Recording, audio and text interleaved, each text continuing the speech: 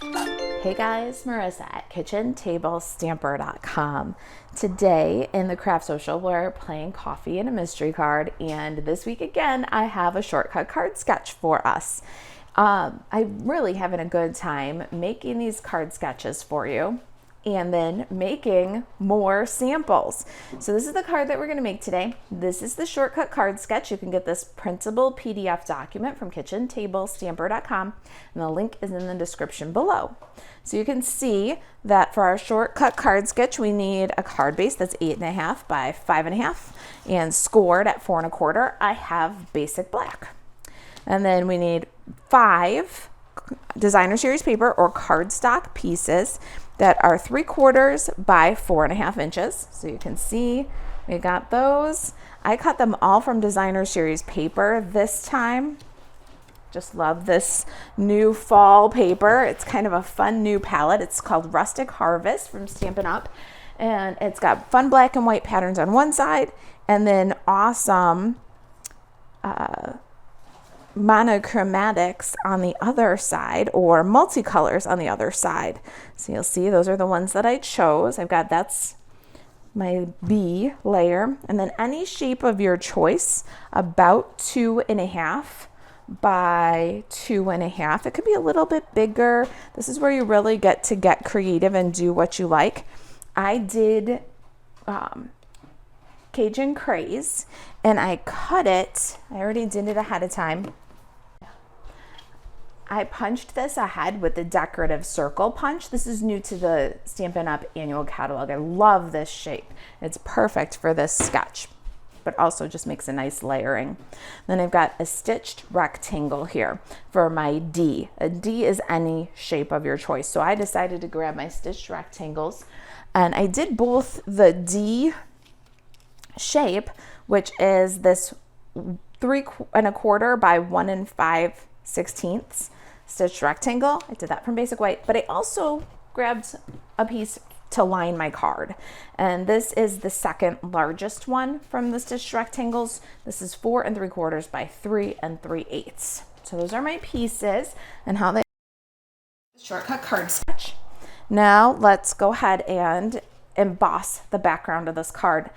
It might be hard to pick up on the camera because of the black, but I did a 3D embossing. You can see inside too with the text, the time-worn text 3D folder from Stampin' Up! And there's the inside of the card with that rectangle. So let's grab the Stampin' Cut and Emboss machine and our 4 plate. This is our specialty embossing plate, and we're going to do the whole card front. Now, if you are uncomfortable doing the whole card front, that is okay.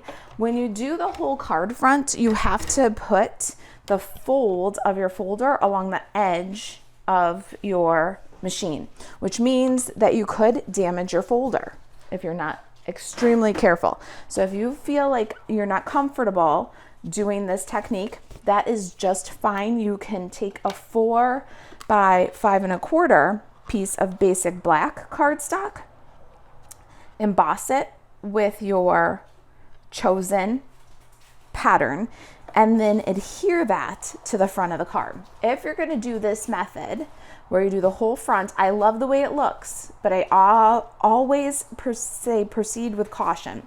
You're going to make sure that the fold is lined up exactly with your number 1 platform. You're going to make sure that the folder and the platform are nowhere near the edge of the machine on either side.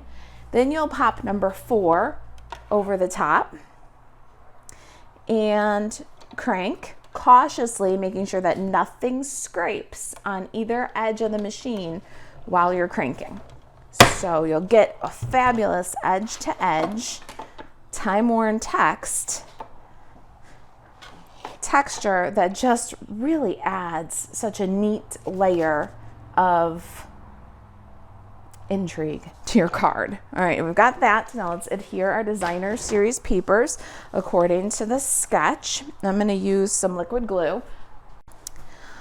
Stampin' Seal Plus or a Fast Fuse would be fine with this. You're going on that 3D texture, so something that has some good grab And I'm going to start with my center piece on this case, and then I'm going to bring my right side piece kind of a little bit toggled, about the same height. I like to do just a little bit of a toggle in my layers. You can do them perfectly straight, whatever fits your style. If you follow me, you know that I love kind of jaunty layers. It just makes me happy to see them kind of jiggle. And if you've got jiggly, jaunty layers, you don't have to worry about lining anything up perfectly. If it's off a little bit, nobody's going to notice because it's supposed to be off a little bit. It looks cool that way. All right, now our black and white patterns, I'm laying those over top. And now let's do some stamping. All right, set these aside. I'm using a couple of different stamp sets. It took a few stamp sets to get all the elements I wanted. I'm using the Honeybee Home and the Honeybee Home bundle. Oh, let me fix my host code. I have a host code make and take going on right now. If you spend $70, marisaalvarez.stampinup.net, using this host code, I'm going to send you a free make and take packet. I'll link to the details to that, or maybe at the end I'll show you the projects. All right, we're using Honeybee Home for the bees, and you can, I believe, still bundle Honeybee Home with the Honeybee Blossoms dies and save 10%. We're using Nature's Harvest and the Harvest dies for our floral focal image. And then my sentiments inside and out. I love this Peaceful Moments. It has happy birthday for the outside and wishing you every happiness this special day will bring. So a nice pair for the inside of the card. So those are my stamp sets bundles. Let's get stamping. Every one of these is rubber, so we won't need a Stampin' Pierce mat, but I have a couple of ink pads here. That's Cajun Craze and Memento Tuxedo Black. Got some white scrap here, and we're going to stamp our flower first, then give it a little bit of time to dry before we color it with Stampin' Blends. Then we'll stamp our bees next. Same thing, so that they can have a little bit of dry time. Memento has a non-reactive ink for those alcohol markers that we are going to give us very best possible results by giving that a second to dry. Now the bees, I've got them both on one block, lined up with plenty of space for die cutting. And we're going to stamp both of those bees. All right, our inside greeting is wishing you every happiness this special day will bring. We're going to do that one with Memento, a little bit low of center on our stitched rectangle. And then I've got this full open bee. We're going to do that right above.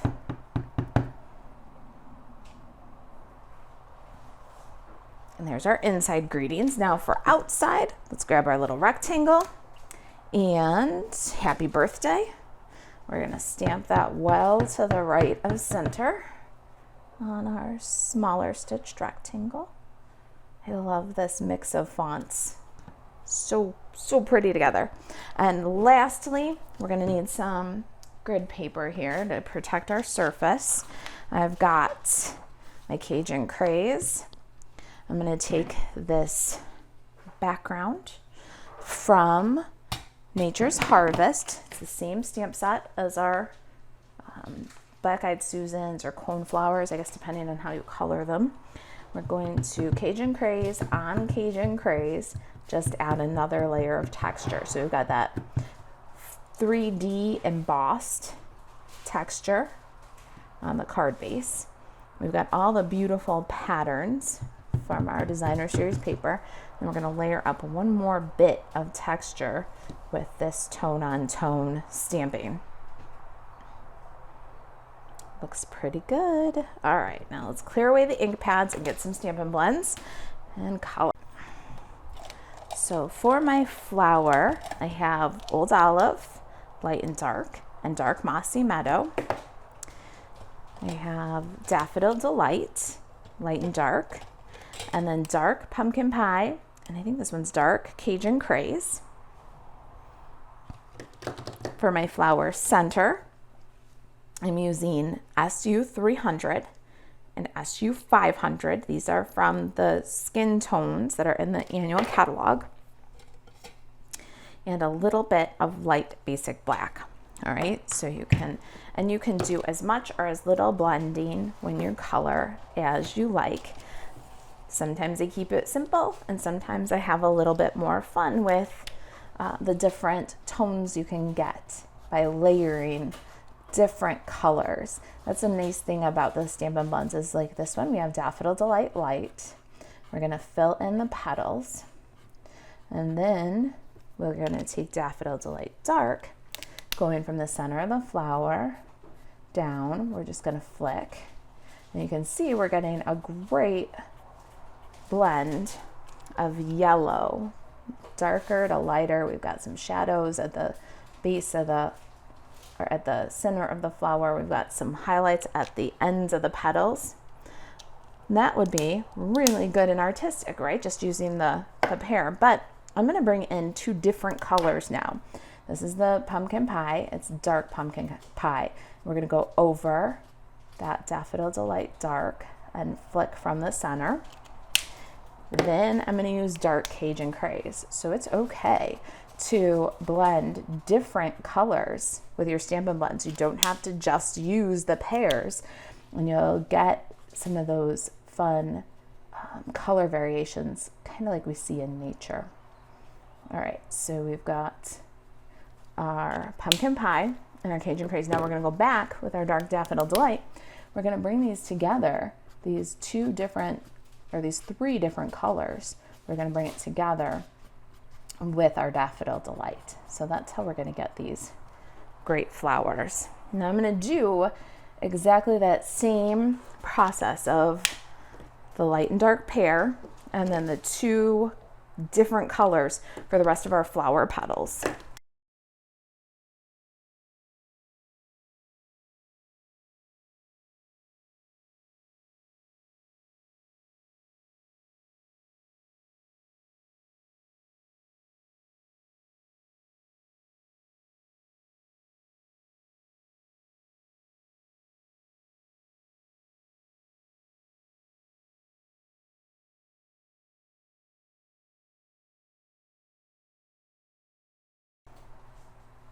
All right, you'll notice that I did one flower at a time, and that is because you want to keep the ink very wet when you're blending, especially when you're blending a bunch of different colors together. Wet ink is going to be key.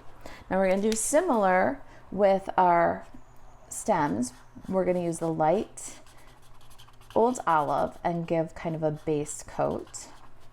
And so you're going to flick or use little ovals to fill in a nice solid fill.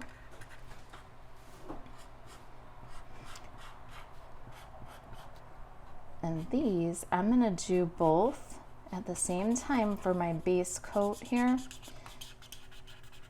but we're gonna move quickly. If you're not prepared to move quickly, then do the same thing where you do one little section at a time for best blending.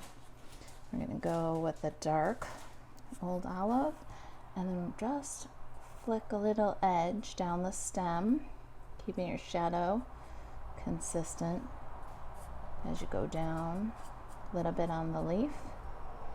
Same thing with this one.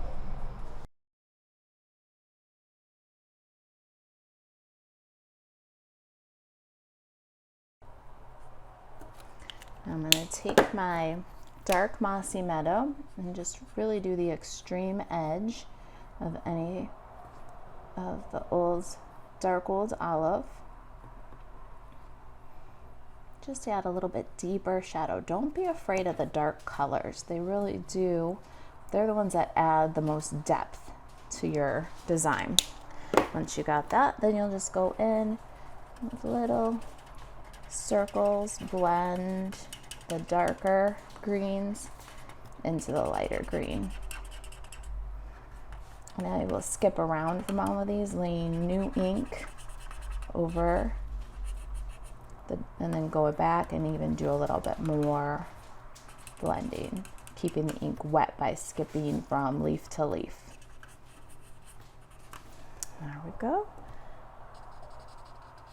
there's anywhere that's too harsh to the eye, go back with the light and add another layer of light ink over the light side, and that'll bring your mid-tones up and give you a little bit less harsh. I'm going to stop there because my tendency is to blend to medium, and I don't want that. I want to have that nice dark and light. Now for my flower centers, I'm going to do a little different. I'm going to start with my mid tone of these three different, very different colors, and I'm going to just kind of dab, avoiding the highlight. Okay, then I'm going to bring my lighter brown shade and I'm going to dab into the highlight and over the medium. Then I'm going to take my darkest, this is the light basic black, and I'm going to dab a little bit of light basic black right along where the center meets the flowers. There is our flowers. Now I'm going to do our bee and the inside of the card here. All of the bees will be colored with the same colors and the same procedure. So I've got my Daffodil Delight and some light crumb cake, and then the same browns from the flower center. Then I have light soft sea foam. Those are the colors that I'm using for the bee, along with a bit of the light basic black. So for my inside bee, I'm going to do my yellows first. I'm going to do the body with light Daffodil Delight, then skip a stripe so we can have a brown stripe, and then light. And I'm going to add from the sides some dark Daffodil Delight and some light crumb cake.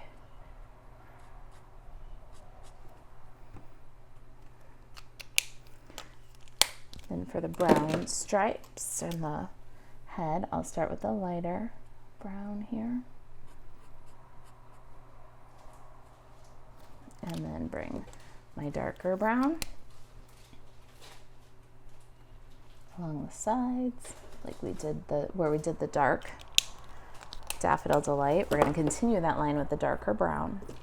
And then I'll take just a touch of our light basic black and kind of reinforce those shadows that the artist drew in. And then we'll bring the browns and the black together with our darker shade of brown. Now for our bee's legs, I'm just going to dab in some of this darker brown. Be very careful with the legs. It's so easy with Stampin' blends because especially these are very new markers to me that I haven't used very much, and they can really make these legs wide.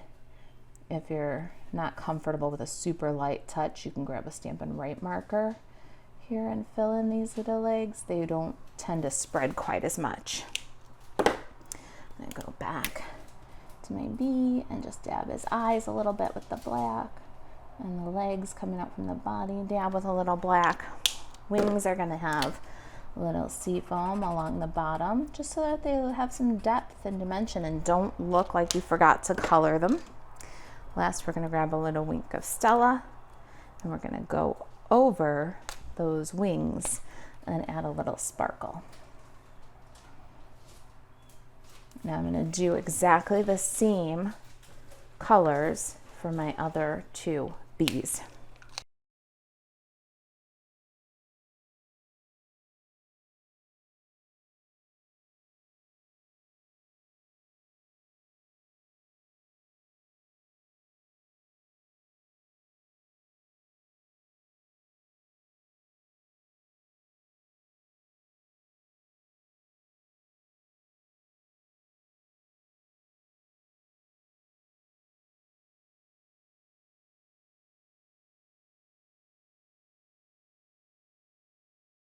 All right, our coloring is done. Let's die cut our flower and our bees. I'm all set up now for die cutting. I've got 1, 2, and 3. And we can do all of our die cutting for this project in one pass. I love that. If you follow me, you know that I think it's winning when you can do all the die cutting for a card in one pass. So we're gonna do cutouts here. Just line it up. I use leftover washi tape to hold it still, especially since I'm putting so many dies through at one time.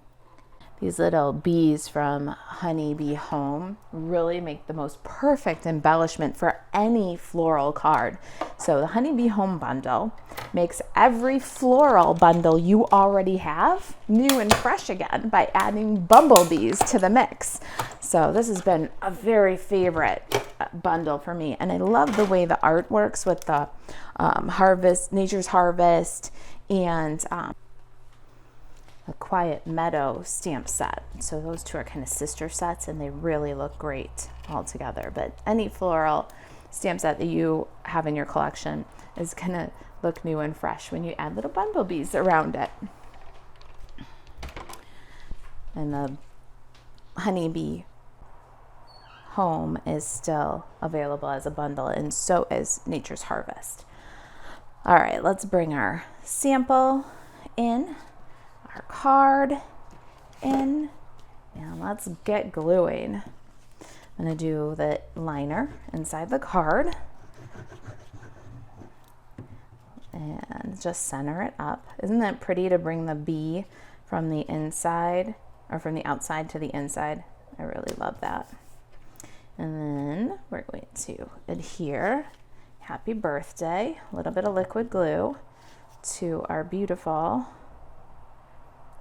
circle here, decorative circle, and make sure that that runs pretty level. Pick a point and point it upward. There we go. I'm going with one of the more skinny circles. Love it. Then we can glue this whole thing.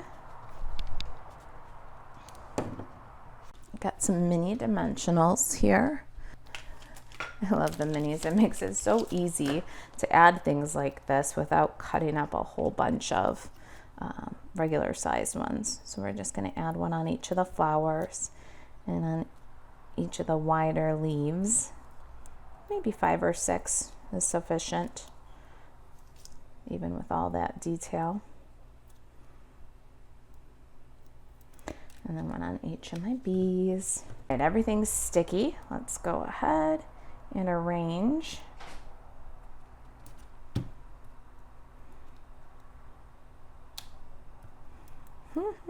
Aren't they just fun? And I also love that they gave us a bee that goes this way. They gave us a bee that goes this way, and the dies for each of them. No reversing, and they can be flying towards each other. I love that. All right, we've got a little bit of embellishing to do here. I'm going to start with these awesome rustic metallic dots. We're gonna add, I got quite a few of them going on here. I love the texture. I love the fall feel that they bring to a project. They were with that He's All That bundle. So it's very easy to get the idea that these rustic metallic dots are only for masculine cards, or I don't make cards for men. I don't need these.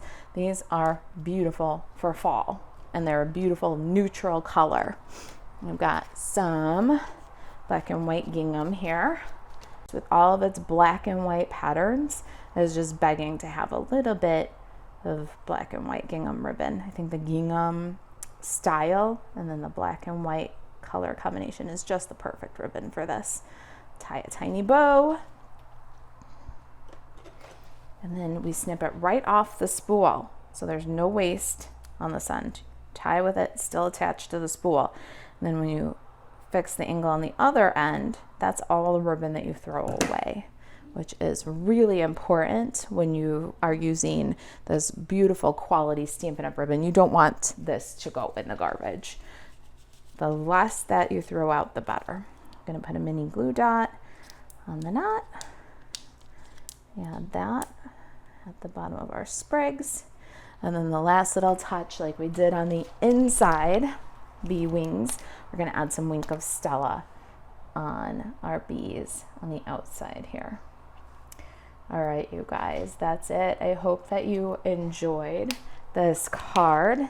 The shortcut card sketch number 2 is at kitchentablestamper.com. There's a link below the video. We've also got the project sheet, printable project sheet for this card.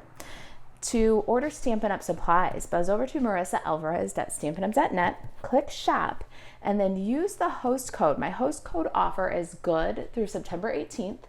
And when you purchase $70 or more in Stampin' Up! Supplies at marisaAlvarez.stampinup.net, you'll receive a make and take packet for 3 projects. And the make and take packet will include a packet for this card, and then a packet for this treat. These are all at kitchentablestamper.com. The instructions for these projects, buzz over there and check it out. And then a project kit for this pocket card. And that's my host special. It's good through September 18th, 2022. You can shop anytime, marisaAlvarez.stampinup.net. If you have any questions, reach out. You can call, text, or email marisa@kitchentablestamper.com. Thanks for watching. I'll see you in the next video.